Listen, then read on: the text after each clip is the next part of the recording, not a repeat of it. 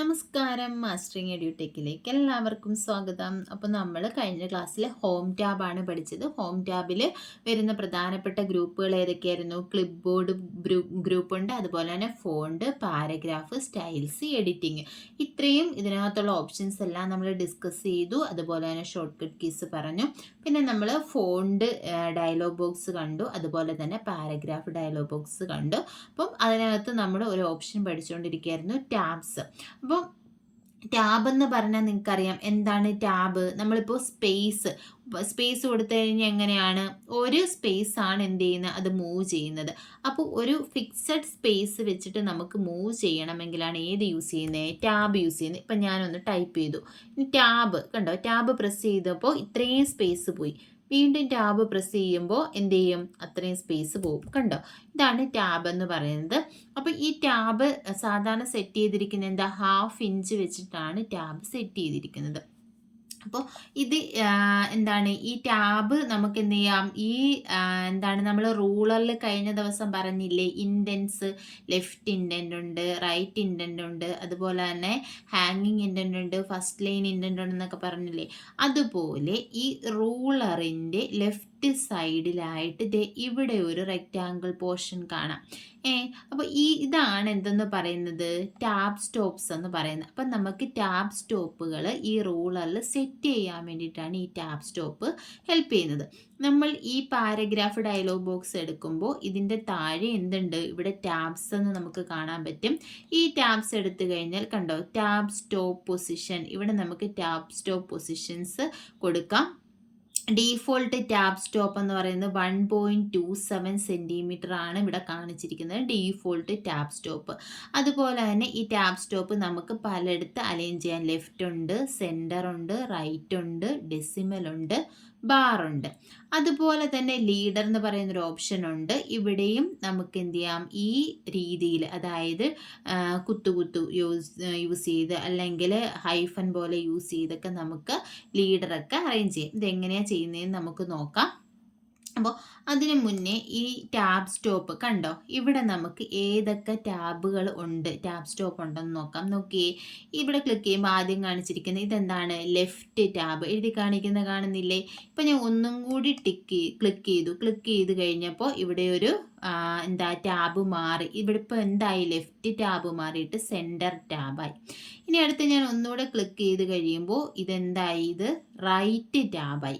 അപ്പം ലെഫ്റ്റ് നമ്മൾ ആ ഓപ്ഷനിൽ കണ്ടിരുന്നു, ഏതൊക്കെയായിരുന്നു അലൈൻമെൻറ്റ്, ലെഫ്റ്റ് ഉണ്ട്, റൈറ്റ് ഉണ്ട്, സെൻറ്റർ ഉണ്ട്, പിന്നെ 2 കൂടിയുണ്ട്. ഇനി ഒന്നുകൂടെ ഞാൻ ക്ലിക്ക് ചെയ്ത് കഴിയുമ്പോൾ അടുത്ത ഇത് ഏത് ടാബാണ്, ഡെസിമൽ ടാബാണ്. കണ്ടോ, ഇനി അടുത്ത ഒന്നുകൂടെ ക്ലിക്ക് ചെയ്ത് കഴിയുമ്പോൾ വരുന്ന എന്താണ്, ഇത് ബാർ ടാബാണ്. ഇങ്ങനെ 5 ടാബ് സെറ്റിങ്സ് ആണ് നമുക്കുള്ളത്. അപ്പോൾ ഇതെങ്ങനെയാണ് വർക്ക് ചെയ്യുന്നതെന്ന് നോക്കാം.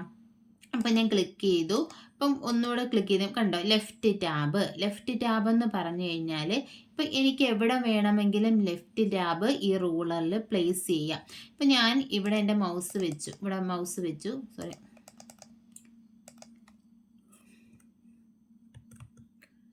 എൻ്റെ മൗസ് വെച്ചു. അതിനുശേഷം ഞാൻ ഇവിടെ ടൈപ്പ് ചെയ്തതിന് ശേഷം എൻ്റെ ലെഫ്റ്റ് ടാബ് ഞാൻ റൂളറിൽ ഇവിടെ സെറ്റ് ചെയ്യുകയാണ്. ഇവിടെ ഞാൻ ക്ലിക്ക് ചെയ്ത് കഴിഞ്ഞപ്പോൾ കണ്ടോ, ഒരു ലൈൻ പോലെ വരുന്ന കണ്ടോ. അതിനുശേഷം ഇവിടെ ഒരു എന്ന് കാണുന്നുണ്ടോ, ഇതാണ് എൻ്റെ ലെഫ്റ്റ് ടാബ്.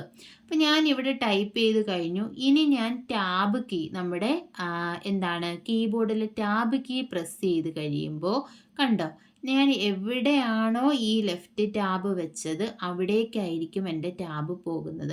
മറ്റേത് നമുക്ക് ഇത്രയും സ്പേസ് ആയിരുന്നു കിട്ടിയിരുന്നത്. ഇപ്പം ഞാൻ എവിടെ ലെഫ്റ്റ് ടാബ് വെച്ചോ അവിടെയാണ് എൻ്റെ ടാബ്, എൻ്റെ കഴ്സർ നിൽക്കുന്നത്. ഇനി ഞാൻ ടൈപ്പ് ചെയ്യുന്നത് എവിടെയായിരിക്കും, അവിടെയായിരിക്കും. ഇനി ഞാൻ എൻ്റർ അടിച്ചു, വീണ്ടും എന്ത് ചെയ്തു, ടൈപ്പ് ചെയ്തു, വീണ്ടും എന്ത് കൊടുത്തു, ടാബ് കൊടുക്കുമ്പോൾ കണ്ടോ, കറക്റ്റ് അതേ പൊസിഷനിൽ അതിന് താഴെ ലെഫ്റ്റ് ടാബ് ഞാൻ ഇവിടെയല്ലേ സെറ്റ് ചെയ്തത്. അപ്പോൾ ഇങ്ങനെ ഒരു നീറ്റായിട്ടുള്ള രീതിയിൽ നമുക്ക് എന്ത് ചെയ്യാൻ പറ്റും, ടാബ് യൂസ് ചെയ്ത് നമുക്ക് ടൈപ്പ് ചെയ്യാൻ പറ്റും. ഇതാണ് ലെഫ്റ്റ് ടാബ്. ഇനി നോക്കിയേ, ഇനി ഞാൻ അടുത്ത ഇവിടെ ക്ലിക്ക് ചെയ്തു. ഇവിടെ ക്ലിക്ക് ചെയ്തപ്പോൾ ഇതെന്താണ്? സെൻറ്റർ ടാബാണ്.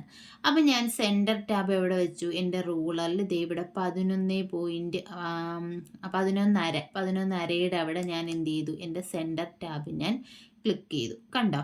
ഇനി എൻ്റെ കഴ്സർ ഇവിടെ ഇരിക്കുന്നതെന്നിരിക്കട്ടെ, ഞാൻ ടാബ് ക്ലിക്ക് ചെയ്യുമ്പോൾ എവിടെ പോകും? ടാബ് ക്ലിക്ക് ചെയ്തപ്പോൾ ദേ ഇവിടെ വന്നു. ഇനി ഞാനിവിടെ ടൈപ്പ് ചെയ്യാണ്. ടൈപ്പ് ചെയ്യുമ്പോൾ അല്ല, സെൻറ്റർ ടാബ് പോയല്ലേ, 1 മിനിറ്റ്.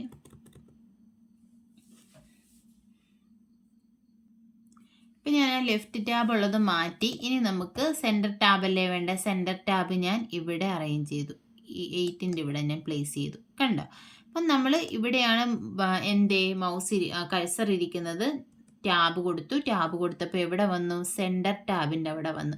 ഡിഫറൻസ് നോക്കണം. നമ്മൾ ടൈപ്പ് ചെയ്യുമ്പോൾ കണ്ടോ, ഇതെങ്ങോട്ടാണ് പോകുന്നത്? ഈ സെൻറ്റർ ലൈനിൽ നിന്നും ആണ് 2 സൈഡിലോട്ടും കണ്ടോ ടൈപ്പ് ആകുന്നത്. മറ്റേ നമ്മൾ ലെഫ്റ്റ് ടാബ് ആണെങ്കിൽ ലെഫ്റ്റിൽ നിന്നായിരിക്കും നോർമലി ടൈപ്പ് ആവുന്നത്. പക്ഷെ ഇതാവുമ്പോൾ എന്ത് ചെയ്യും? സെൻറ്ററിൽ നിന്ന് 2 സൈഡിലോട്ടായിരിക്കും പോകുന്നത്. ഇപ്പം ഞാൻ എന്ത് ചെയ്തു? ഇവിടെയാണ് ഇപ്പോൾ സെൻറ്റർ ടാബ് ഇരിക്കുന്നത്. അപ്പം നമ്മൾ ടാബ് പ്ലേസ് ചെയ്ത് കഴിയുമ്പോൾ എന്ത് ചെയ്യും? ഇവിടെ വന്നു. ഇവിടെ വന്നു കഴിഞ്ഞിട്ട് എന്ത് ചെയ്യും? നമ്മൾ ടൈപ്പ് ചെയ്തു. ഇതിപ്പോൾ എന്താണ്? ലെഫ്റ്റ് ടാബാണ് ഇവിടെ ഇരിക്കുന്നത്. അതുകൊണ്ടാണ് ആ രീതിയിൽ വന്നത്. കണ്ടോ? ലെഫ്റ്റ് ടാബായിരുന്നു ഇവിടെ. ഈ സെൻറ്റർ ടാബ് ആണെങ്കിൽ ഇവിടെ വെച്ചിട്ട് ഞാൻ ഒന്നുകൂടെ ടാബ് പ്ലേസ് ചെയ്തപ്പോൾ എവിടെ പോയി? ഈ സെൻറ്റർ ടാബിൽ പോയി. കണ്ടോ? ഇത് ലെഫ്റ്റ് ടാബാണ് ഇരിക്കുന്നത്. ഇത് ആണ് എന്ത്? Centre tab. സെൻറ്റർ ടാബിൽ പോകുമ്പോൾ ടൈപ്പ് ചെയ്യുമ്പോൾ ഉള്ള ഡിഫറൻസ് കണ്ടോ? ആ ടാബിൻ്റെ ആ ഒരു പൊസിഷനിൽ നിന്നും 2 സൈഡിലേക്കുമാണ് ടൈപ്പ് ആകുന്നത്. ഇനി അടുത്തത് ഏതാണ്? ഒന്നുകൂടെ ക്ലിക്ക് ചെയ്ത് കഴിഞ്ഞാൽ ഇത് റൈറ്റ് ടാബാണ്. ഇപ്പോൾ റൈറ്റ് ടാബ് ഞാൻ ഇവിടെ പ്ലേസ് ചെയ്യാം. ഇവിടെ പ്ലേസ് ചെയ്തു റൈറ്റ് ടാബ്. അപ്പോൾ റൈറ്റ് ടാബ് ഇവിടെ പ്ലേസ് ചെയ്തു. ഇനി ഞാൻ ടാബ് കൊടുത്ത് കഴിയുമ്പോൾ ഇവിടെ പോകും? റൈറ്റ് ടാബിൽ പോകും. ഇനി ഞാൻ ടൈപ്പ് ചെയ്യുമ്പോൾ കണ്ടോ, റൈറ്റ് ടാബ് സ്റ്റോപ്പാണ്. ഇത് ടാബ് സ്റ്റോപ്പാണ്. സ്റ്റോപ്പ് ഇവിടെയാണ് എന്ത് ചെയ്തിരിക്കുന്നത്? പ്ലേസ് ചെയ്തിരിക്കുന്നത്. അപ്പോൾ ഈ ഒരു ലൈനിൽ നിന്നും കണ്ടോ ലെഫ്റ്റിലോട്ടാണ് അത് മൂവ് ചെയ്യുന്നത്. ഇപ്പം ലെഫ്റ്റ് ടാബ് ആണെന്നുണ്ടെങ്കിൽ ഇവിടെ ലെഫ്റ്റ് ടാബ് ഉണ്ടല്ലോ. ഈ ലെഫ്റ്റ് ടാബ് ആണെങ്കിൽ ലെഫ്റ്റിൽ നിന്നും റൈറ്റിലോട്ട്.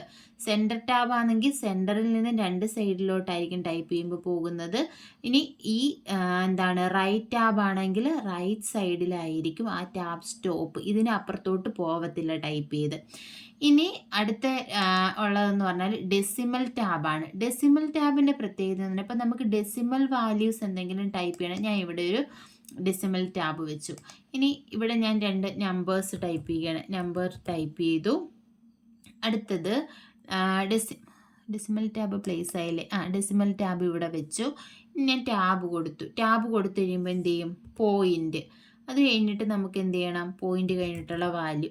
ഇനി അടുത്തതും ഇതുപോലെ നമ്മൾ ഡെസിമൽ നമ്പർ കൊടുത്തു. എനിക്ക് പോയിൻ്റ് നേരെ വരണം. അപ്പോൾ എന്ത് ചെയ്യും? ടാബ് കൊടുത്തു. അപ്പം പോയിൻ്റ് അവിടെ വന്നു. അത് കഴിഞ്ഞിട്ട് വാല്യൂ. അപ്പോൾ ഇങ്ങനെ പോയിൻ്റ് വാല്യൂസ് നമുക്ക് കറക്റ്റ് ഒരു ഓർഡറിന് കിട്ടാൻ വേണ്ടിയിട്ട് നമുക്ക് ഏത് യൂസ് ചെയ്യാം? ഡെസിമൽ ടാബ് യൂസ് ചെയ്യാം.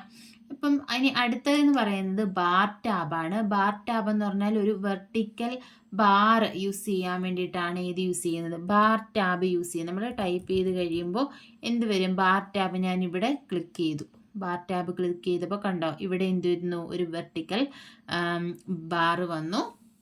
ഇനി അടുത്ത ഞാൻ എൻ്റർ അടിച്ച് കഴിയുമ്പോൾ എന്ത് ചെയ്യും? ആ ബാർ കണ്ടോ ഇങ്ങോട്ട് വരും. അപ്പോൾ ഇങ്ങനെ ഒരു ബാർ പ്ലേസ് ചെയ്യാൻ വേണ്ടിയിട്ടാണ് എന്ത് യൂസ് ചെയ്യുന്നത്?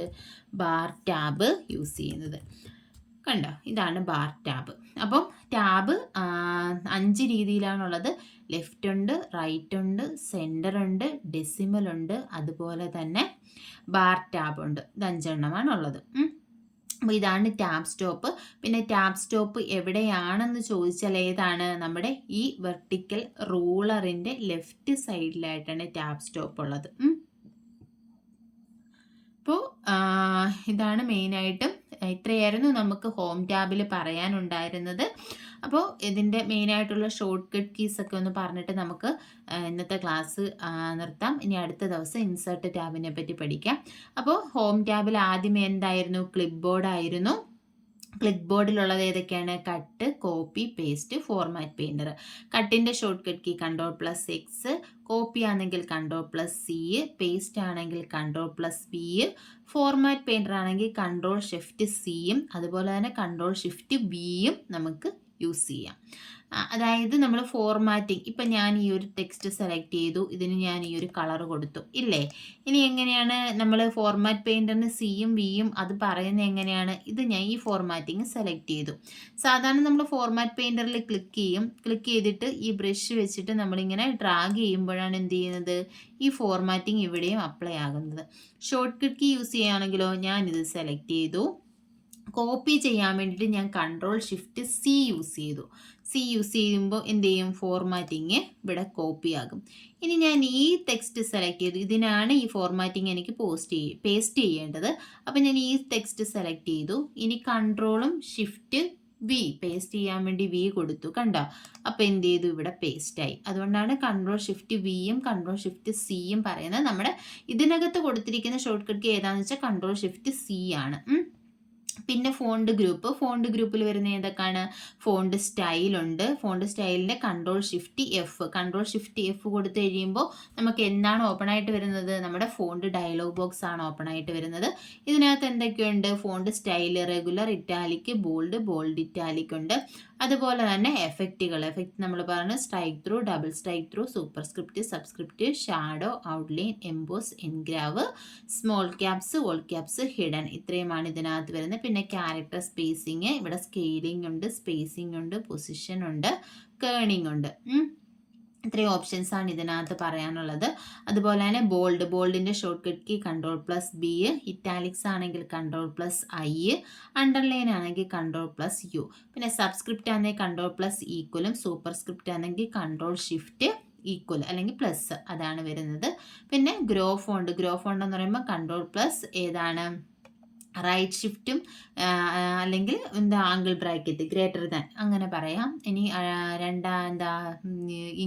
ഷ്രിങ്ക് ഫോണ്ട് ആണെങ്കിൽ Ctrl+ലെഫ്റ്റ് ഷിഫ്റ്റ് അല്ലെങ്കിൽ ലെസ് ദാൻ ആണ് യൂസ് ചെയ്യുന്നത്. പിന്നെ ഇതിനകത്തുള്ളത് എന്താ, ടെക്സ്റ്റ് ഹൈലൈറ്റ് കളറാണ്, അതുപോലെ തന്നെ നമ്മുടെ ഫോണ്ട് കളർ, ഇത്രയുമാണ് ഇതിനകത്ത് വരുന്നത്. പിന്നെ ക്ലിയർ ഫോർമാറ്റിംഗ് ഉണ്ട് കേട്ടോ. ഇവിടെ ക്ലിയർ ഫോർമാറ്റിംഗ് ക്ലിയർ ചെയ്യാൻ വേണ്ടിയിട്ട് യൂസ് ചെയ്യുന്നു. പിന്നെ പാരഗ്രാഫിനകത്ത് ബുള്ളറ്റ്സ് ആൻഡ് നമ്പറിംഗ് ഉണ്ട്.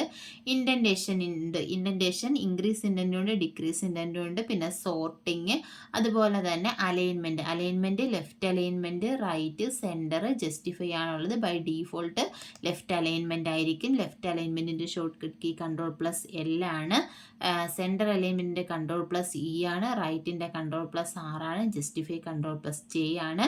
പിന്നെയുള്ളത് ലൈൻ സ്പേസിംഗ് ആണ്. ലൈൻ സ്പേസിംഗ് ഓപ്ഷൻസ് ഏതൊക്കെയാണ് പറഞ്ഞിട്ടുള്ളത്? സിംഗിൾ പറഞ്ഞു, 1.5 പറഞ്ഞു, ഡബിൾ പറഞ്ഞു, അതുപോലെ തന്നെ അറ്റ്ലീസ്റ്റ്, എക്സാക്ട്ലി, മൾട്ടിപ്പിൾ, ഇത്രയുമാണ് ലൈൻ സ്പേസിംഗ് ഓപ്ഷൻസ് വരുന്നത്. ഇവിടെ വരുന്ന ലൈൻ സ്പേസിംഗ് ഓപ്ഷൻസ് എന്ന് പറയുന്നത്. പിന്നെ ഇതിനകത്ത് നമ്മൾ എന്താണ്, ലൈൻസ്, പേജ് ബ്രേക്ക് പറഞ്ഞു, അതുപോലെ തന്നെ ടാബ്സ് പറഞ്ഞു. ടാബ്സിൽ മെയിനായിട്ടുള്ള left, centre, right, decimal, bar, ഇത്രയുമാണ് ടാബ് സ്റ്റോപ്പുകൾ. അതുപോലെ തന്നെ ഡീഫോൾട്ട് ആയിട്ടുള്ള ടാബ് സ്റ്റോപ്പ് എന്ന് പറയുന്നത് ഏതാണ്, 1.27 സെൻറ്റിമീറ്റർ ആണ് ഡീഫോൾട്ട് ടാബ് സ്റ്റോപ്പ്. പിന്നെ സ്റ്റൈൽസ് എന്ന് പറയുമ്പോൾ എന്തിന്, ഡീഫോൾട്ട് ആയിട്ടുള്ള സ്റ്റൈൽ നോർമലാണ്. സ്റ്റൈൽസ് എന്തിനു വേണ്ടിയിട്ടാണ്, സ്റ്റൈൽ ചേഞ്ച് ചെയ്യാൻ വേണ്ടിയിട്ടാണ്. അതിൽ നമുക്ക് എന്തൊക്കെ ചേഞ്ച് ചെയ്യാം, സ്റ്റൈൽ സെറ്റ് ചെയ്യാം, കളർ കൊടുക്കാം, ഫോണ്ട് കൊടുക്കാം. പിന്നെ ലാസ്റ്റ് പാർട്ട് എന്ന് പറയുന്നത് എഡിറ്റിംഗ് ആണ് ഹോം ടാബിൽ വരുന്നത്. എഡിറ്റിങ്ങിൽ ഫൈൻഡ്, റീപ്ലേസ്, സെലക്ട് ഉണ്ട്. ഫൈൻഡിൻ്റെ കൂടെയാണ് ഗോ ടു വരുന്നത്. ഫൈൻഡിൻ്റെ short cut key Ctrl+F, replace Ctrl+H, go to ആണെങ്കിൽ Ctrl+G.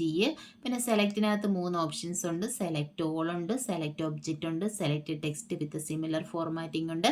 സെലക്ട് ഓളിൻ്റെ ഷോർട്ട് കട്ട് കീ എന്ന് പറയുന്നത് Ctrl+A ആണ്.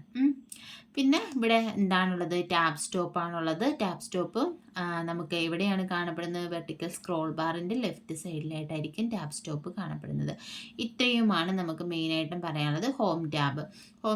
പിന്നെ ഈ ക്വിക്ക് ആക്സസ് ടൂൾ ബാറിൽ എന്തൊക്കെ കാണാം, സേവ്, അതുപോലെ തന്നെ അൺഡു, റിഡോ ഓപ്ഷൻസ് ആണ് മെയിനായിട്ടും ക്വിക്ക് ആക്സസ് ടൂൾ ബാറിൽ വരുന്നത്.